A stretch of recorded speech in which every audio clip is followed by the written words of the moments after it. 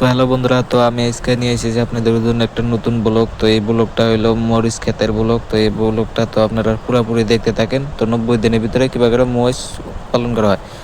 তো এটা হয়েছে আমার মানে মহিষের চারা। তো মহিষের চারা আমরা এই যে কাটছি, কাটার পরে আজকে যে ছোটো ছোটো হয়েছে, মানে বড় হয় না, আজকে 15-16 দিন হয়েছে। তো আজকে ওই যে পানি দেওয়া হইতেছে মহিষের চারা, মানে পানির প্রবলেম হয়েছে তাই পানি দেওয়া হয়েছে।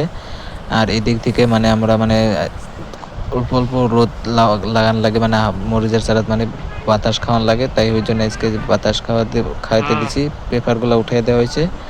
আর এদিকে আমার পানি দেওয়া হচ্ছে, আর এই সাইড গুলা মানে সব ভিডিও টমেটোর চারা হইতেছে। দেওয়া হয়েছে, আর বাগানের চারাও কিছু দেওয়া হয়েছে।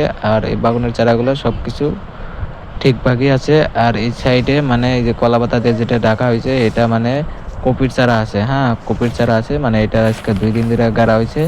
তো চ্যানেলটা আপনারা সাবস্ক্রাইব করুন, আর আগেও মেলা ভিডিও পাবেন। তো আমি ভালো ভালো ভিডিও দেবো আপনি করে।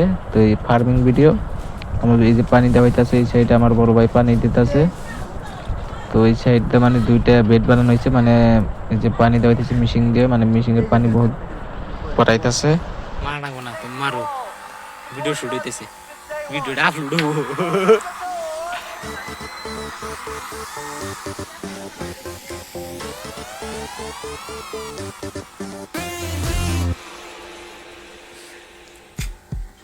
ভিডিও শুট হইতেছে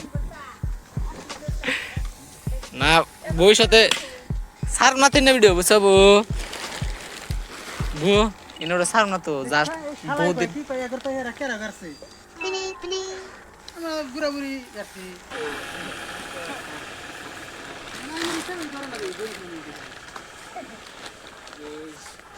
ফুল ওঠে না, ফুল ওঠে না।